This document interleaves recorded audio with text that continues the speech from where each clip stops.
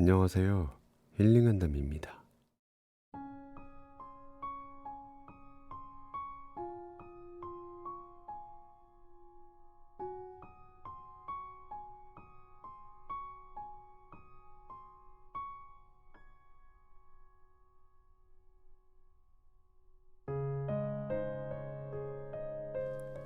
이번 한 주도 잘 지내셨나요?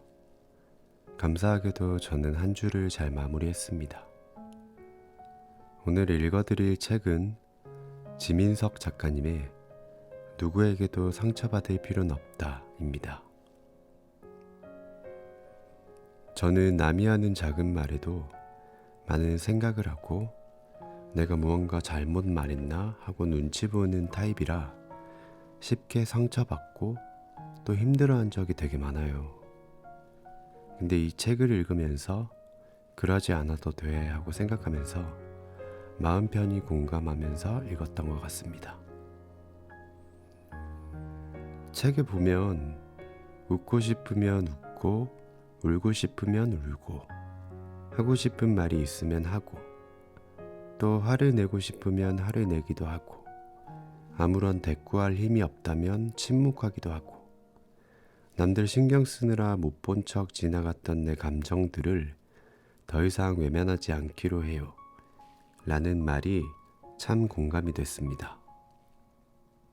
지금 바로 책 읽어드릴게요.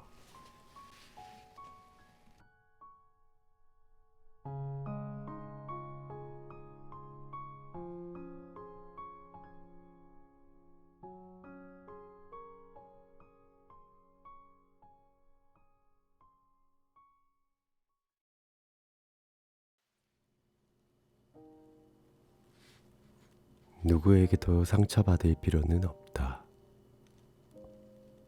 지민석 지음 챕터 1. 삶이 동화 같진 않아도 내 삶이 그리 싫진 않아.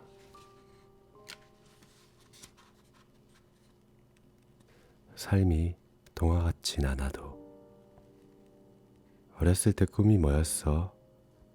나는 어렸을 적부터, 그러니까 초등학교 입학도 하기 전부터 현실주의자였다. 누군가 내게 꿈을 물어도 스파이더맨이나 슈퍼맨 같은 영웅이라고 답하지 않았다. 이유는 단순했다. 그런 초능력자들은 영화에나 등장하는 인물이니까. 그래서 현실에서 내가 꿀 수 있는 가장 큰 꿈을 말했다. 대통령이 되고 싶다고. 대통령이라니. 그땐 내가 참 순진했지. 이제 나는 친구들과 어린 시절 꾸었던 꿈을 안주 삼아 떠올리며 그 순진함을 비웃는 어른이 되었다. 살아보니 현실은 냉혹했다. 어린 나는 영웅과 대통령 중에서 더 현실적이라는 이유로 대통령을 선택했지만 그 선택마저 비현실적임을 깨닫기까지 그리 긴 시간이 걸리지 않았다. 지금은 대통령은커녕 시의원에 도전하는 것도 평생 힘들다는 것을 안다. 유년 시절 순수한 마음으로 꿈꾸던 미래는 지금의 모습과는 사뭇 다르다. 나는 내가 30쯤엔 기품 있고 여유로운 어른이 될 줄만 알았다. 사회에 공헌하여 숭고한 위협을 달성한 어른이 될 줄만 알았다. 하지만 막상 눈앞에 펼쳐진 현실은 어설프고 조악하다. 늘 쫓기는 마음으로 하루하루를 버티느라 내 한 몸 챙기기 버겁다. 사회적 위협이라니. 감히 엄두도 안 난다. 눈가엔 주름이 생기고 흰머리도 가끔 보인다. 머릿속은 어릴 적 그대로인데 몸만 정직하게 변했다. 실상은 그저 나이 먹은 어린애다. 우리는 매일매일 전쟁 같은 오늘을 살아간다. 많은 것들이 빠르게 생겨나고 사라지는 통에 살아남기 위해서 끊임없이 뭔가를 새롭게 배워야 한다. 예상치 못한 사건들이 나를 덮치고 나는 그런 세상에서 중심을 잡느라 휘청인다. 아마 앞으로 내가 살아갈 삶도 어릴 적 그리던 동화처럼 찬란하게 펼쳐지지 않을 것이다. 하지만 나는 이제 그 사실을 겸허히 받아들인다. 대통령이 되어 역사에 이름을 남기는 것보다 유권자로 남아 작은 일상을 지키기 위해 투표하는 삶이 나와 더 잘 어울린다는 사실을, 어릴 적 꿈꾸던 동화처럼 인생이 흘러가지 않더라도 나는 내 삶이 싫지 않다. 동화를 꿈꿨기에 가능한 일이 몇 가지 있다. 한때 세계적인 금메달 올림픽 리스트가 되고 싶었던 아이는 취미로 운동을 꾸준히 즐길 수 있는 어린이 되었고, 슈바이처 위인전을 보며 감동하던 아이는 다양한 비영리 단체에 정기적으로 후원하는 어른이 되었다. 그런 어른으로 자랄 수 있었던 까닭은 어쩌면 어릴 적 내 안에 작은 동화가 있었기 때문이 아닐까. 그래서 내 삶이 동화 같지 않아도 괜찮다. 그렇게 말하고 싶다. 어릴 적 품모았던 작은 상상들은 다양한 가능성의 씨앗이었고, 결국 그 씨앗은 다른 형태로 열매를 맺어 지금의 나에게 다가왔기에 나는 내 삶을 사랑하려고 노력한다. 무언가를 사랑한다는 것은 필연적으로 노력을 동반하는 일이다. 그 노력은 때론 나를 예상치 못한 풍경으로 데려간다. 내 삶을 있는 그대로 받아들이고 사랑하려 노력한다면 어쩌면 나의 동화는 지금부터 새롭게 시작되지 않을까. 그리고 이 시작은 분명 나를 더 풍요로운 삶으로 이끌 것이다. 그런 기대감을 품어본다. 내 감정이 곧 나는 아니기에. 사람은 감정에 종속적이다. 제 아무리 이성적이고 합리적인 판단을 하는 사람일지라도 살아가면서 느끼는 모든 감정을 제어하기는 어렵다. 어떤 이들은 감정이 이성적인 판단을 방해한다고 여기지만 나는 이성과 감정이 연결되어 있다고 생각한다. 이성적인 행동처럼 보여도 그 기저에는 감정이 작용하고 있다는 이야기다. 즉, 이성을 현명하게 사용하기 위해서는 자신의 감정을 정확히 파악하고 다룰 줄 알아야 한다. 우리는 살아가는 거의 모든 순간 감정을 느낀다. 하지만 그 감정이 부정적인 성격을 자주 띈다면 자신의 상태를 점검해 보길 권한다. 부정적인 감정은 부정적인 판단과 행동으로 이어지기 쉽다. 그런데도 사람들은 대부분 하루 동안 자신이 느꼈던 감정을 되돌아보지 않는다.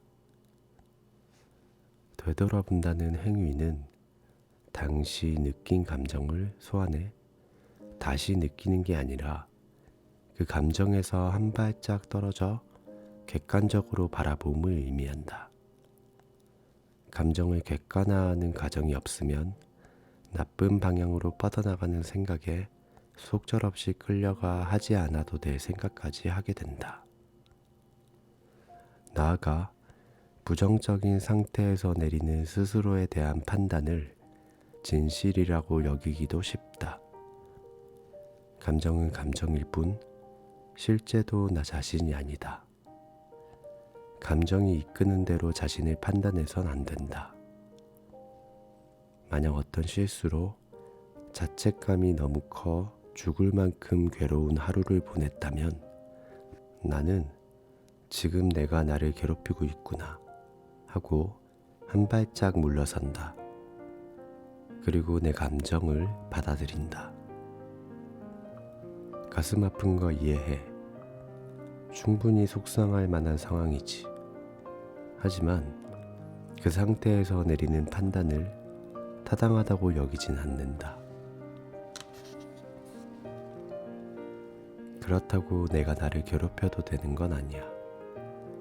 이렇게 몰아붙여도 될 만큼 잘못하진 않았어.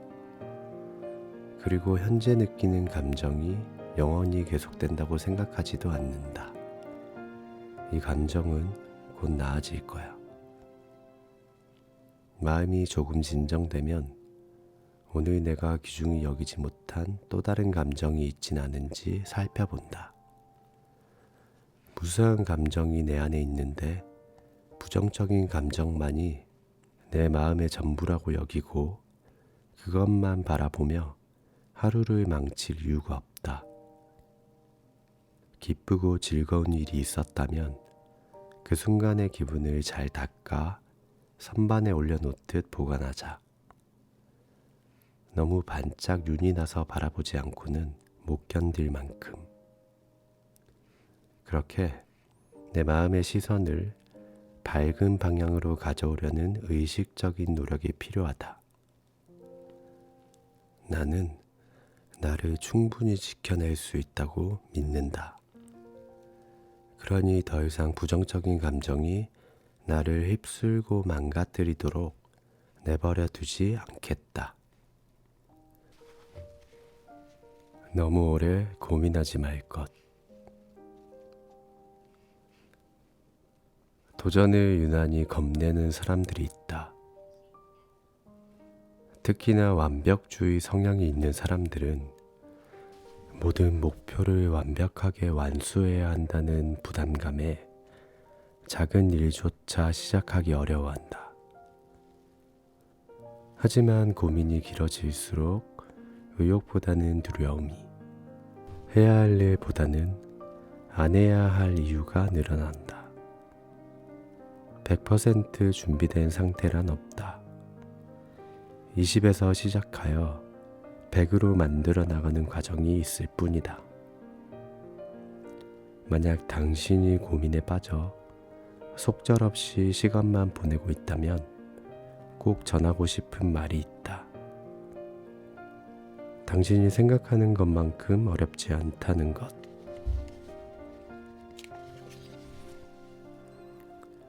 처음엔 낯설고 어렵겠지만 금방 익숙해진다는 것. 내가 주춤거리는 사이에 다른 사람은 도전한다는 것. 잘해내지 않아도 좋다.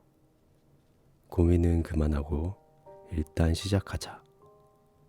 완벽한 타이밍을 따지는 사이 초기의 결심은 흐지부지해진다. 결과물이 불완전할까봐 겁내지 않아도 된다. 명심하자. 처음을 완벽하게 소화하는 것보다 두 번째, 세 번째에 잘 다듬어 나가는 것이 더 중요하다는 사실을. 아무것도 안 하고 후회하는 것보다 해보고 후회하는 게 낫다고들 한다. 나도 동의한다. 아무것도 시도하지 않으면 무기력한 감정만 남지만 무언가를 시도하면 최소한 실패의 경험이 남는다. 그리고 그 경험은 다음 도전을 더 전략적으로 접근할 수 있는 발판이 될 것이다. 그때 나에게는 그게 최선이었어. 사람들은 보통 과거를 떠올리면 행복하고 만족스러운 일보다 후회되는 일이 많다고 말한다. 나 또한 솔직하게 말하자면 그렇다. 누구나 지나간 일이 후회스럽기 마련이다. 자신의 과거가 완벽하다고 말할 수 있는 사람은 아마 지구상에 없지 않을까? 어쩌면 인간의 마음 한편에는 어제보다 더 발전하고 성장하고 싶은 욕망이 자리 잡고 있는지도 모른다. 우리가 과거를 곱씹으며 더 나은 선택지가 있진 않았을지 상상하는 이유도 그러한 욕망 때문일 것이다. 반성은 인간이 성장하기 위한 첫걸음이다. 하지만 반성을 넘어 후회에 사로잡히는 것은 도리어 성장의 발목을 잡는다. 무엇이든 적당한 게 좋다. 과거를 떠올렸을 때 아쉬운 부분이나 고쳐야 할 점이 보인다면 후회로 감정을 낭비하지 말고 그것을 고치는 데 몰두했으면 좋겠다. 더 나아가 과거의 실수에 얽매여 나는 정말 형편없는 사람이야 하며 자책하는 버릇도 그만두길 바란다. 자책은 현재를 개선하는데 아무런 쓸모가 없을 뿐더러 자책이 지속되면 무기력의 우물에 갇혀 당신 혼자 빠져나올 수 없다. 후회가 깊어질수록 과거는 현재의 나를 갉아먹는다. 아쉬운 과거가 자꾸만 눈앞을 아른거린다면 이 사실을 기억했으면 좋겠다. 아마 과거의 나에게는 그게 최선이지 않았을까? 그래, 맞다. 아무리 현재의 시선에서 더 나은 선택지가 보인다 한들 그것은 당시에 내가 할 수 있는 최선의 행동이자 결과이다. 그 결과가 만족스럽지 않다며 후회할 수 있다. 하지만 과거에 붙들린 채 탄식만 내뱉기보다 앞으로의 삶을 그려보길 바란다. 먼 훗날 오늘 하루가 또 어떤 미래의 과거가 되었을 때 후회하지 않으려면 같은 실수를 반복하지 않도록 지금을 충실하게 살아내야 한다. 분명 필요한 시간이었다. 그 시간이 있었기에 지난날을 후회하는 지금의 나도 존재한다. 과거가 주는 것. 당신을 어제보다 더 나은 사람으로 만드는 밑거름이다. 불안하다는 건 잘 살고 있다는 증거. 하루에도 수십 번씩 불안을 느끼던 시절이 있었다. 지금 하는 일을 과연 10년 뒤에도 계속 할 수 있을까? 무슨 일이든 꾸준하고 성실하게 해나가다 보면 언젠가 빛을 본다는데 그 말을 정말 믿어도 될까? 미래에 대한 걱정은 왜 자기 전에 한꺼번에 몰려오는지, 마음 편히 수면을 취한 지가 언제였는지도 까마득했다. 하지만 나를 더욱 괴롭게 만드는 것은 크고 작은 삶의 문제를 껴안고도 흔들림 없이 살아가는 듯 보이는 타인의 존재였다. 모두가 자신에게 닥친 삶의 고비를 의연하고 능숙하게 헤쳐나가는 듯했다. 그렇게 나는 얼굴도 모르는 타인을 상상하고 그들과 나를 비교하며 조급해졌다. 그러던 어느 날 한 친구가 예상치 못한 말로 나를 다독였다. 그는 내가 두서없이 늘어놓는 고민을 찬찬히 듣더니 입을 열었다.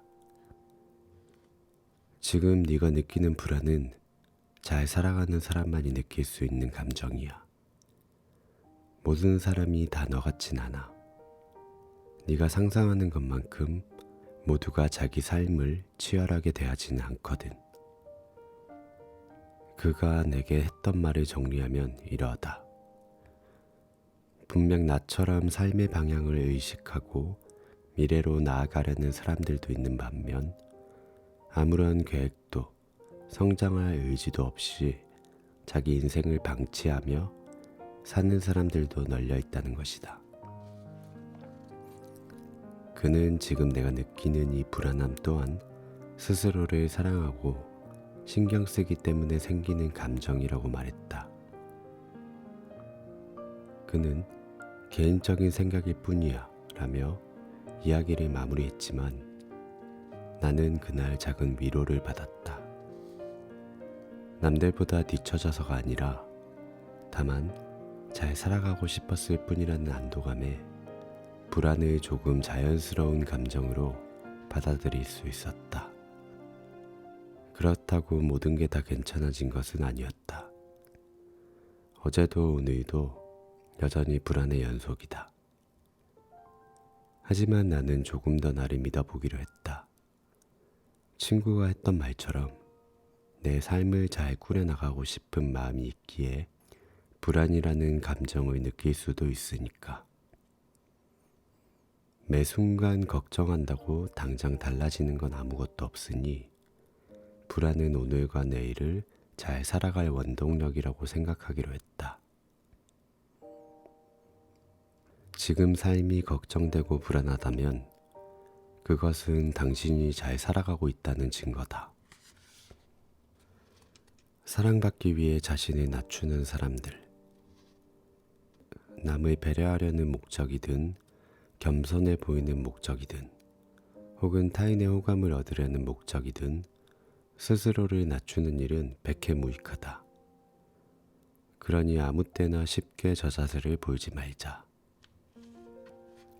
이러한 사람들의 특징 중 한 가지는 평소 미안하단 말을 입에 달고 다닌다는 점이다.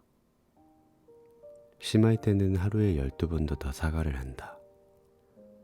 대화 도중 말 실수를 할까봐 쉼없이 자신을 검열하고 한순간이라도 상대방의 표정이 좋지 않으면 말릴 새도 없이 자신의 경솔함을 탓하며 미안하다고 말한다. 반면 칭찬은 그대로 받아들이질 못한다. 상대방이 가볍게 건넨 칭찬에도 큰 부담감을 느끼고 좋게 봐주셔서 감사해요 정도의 인사로 기분 좋게 넘어가면 될 일인데도 극구 사양하고 마음속으로 자신은 그런 말을 들을 자격이 없다며 부인한다. 또한 그들은 부탁을 거절하는 것조차 어려워한다.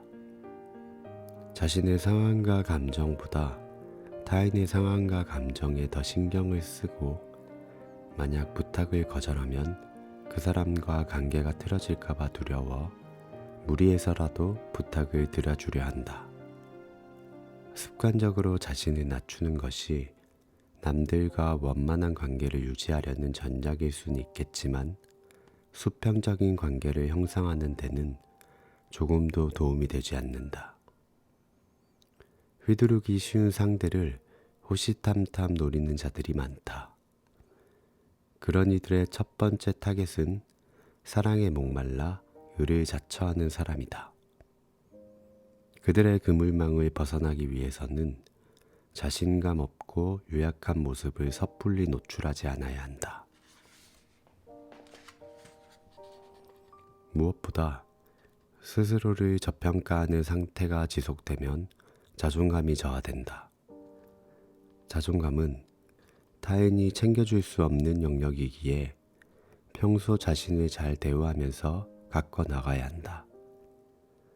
잘못한 게 없을 때는 빈말로도 사과하지 말자. 칭찬받았을 때는 기꺼이 받아들이자. 거절해야 할 때는 단호하게 거절하자. 타인에게 친절한 만큼 자신에게도 친절해졌으면 한다. 위로받을 수 없는 날 기분 전환하는 방법. 우울한데 남에게 위로받을 수 없는 날이 있다. 남에게 털어놓자니 고민이 약점이 될까 두려워 아무에게도 찾아가지 못하는 날. 그런 날에는 우울을 떨쳐내기가 더욱 어렵다. 타인의 위로에 의지할 수 없을 때 나는 다음과 같은 방법으로 기분을 전환한다. 첫 번째로는 문제에 이성적으로 접근해 보는 것이다. 나를 힘들게 하는 상황에서 한 발 물러나 그 상황의 성격을 구분한다. 나의 힘으로 바꿀 수 있는 상황인가? 바꿀 수 있다면 문제 해결에 집중하고 당장 해결할 수 없다면 더 이상의 생각을 중단한다. 내가 상황을 바꿀 수 없다는 사실 자체도 괴로운데 할 수 있는 일이 없다는 사실을 끊임없이 곱씹고 그것에 의미를 부여하면 스스로를 무능력한 사람으로 낙인 찍기 쉽다. 두 번째로는 나에게 안전한 공간을 찾아가는 것이다. 꼭 사람들 곁일 필요는 없다. 실용성과 상관없이 내가 좋아하는 물건들로 채워진 장소를 자기만의 공간에 작게 마련하거나 반려동물이 있다면 그들이 건네는 몸짓과 숨결에 마음을 맡기고 긴장을 느슨하게 풀어준다. 편안한 분위기의 조명을 설치한 후 좋아하는 음악을 듣는 것도 단순하지만 효과가 좋은 방법이다. 세 번째로는 평소에 하지 않았던 일을 하는 것이다. 방의 배치를 바꾸거나 한 번도 청소한 적 없던 곳을 청소하는 등 분주히 할 일을 만든다. 몸을 움직이는 것은 잡념을 쫓아내는 데 도움이 된다. 평소 눈여겨두었지만 바빠서 방문하지 못한 디저트 가게를 들르거나 어릴 적부터 배우고 싶었던 취미 활동을 시작한다. 이 모든 노고가 번거롭게 느껴진다면 가까운 공원으로 나가 눈앞에 보이는 풍경을 바꾼다. 마음은 육체의 자극에 영향을 받는다. 스스로 감정을 통제하기 어렵다면 현재 있는 공간에서 벗어나 몸에 새로운 정보를 받아들인다. 결론적으로 빨리 그 감정에서 벗어나려고 의식적인 노력을 기울이자 나쁜 생각에는 중독성이 있어서 상념을 가져본들 당장 해결되는 건 없고 괜한 걱정만 키울 뿐이다. 반면 나를 위해 뭔가를 한다는 행위가 주는 긍정적인 힘은 크다. 적극적으로 긍정적인 힘의 흐름을 만들고 그 흐름 속에 자신을 내맡기자.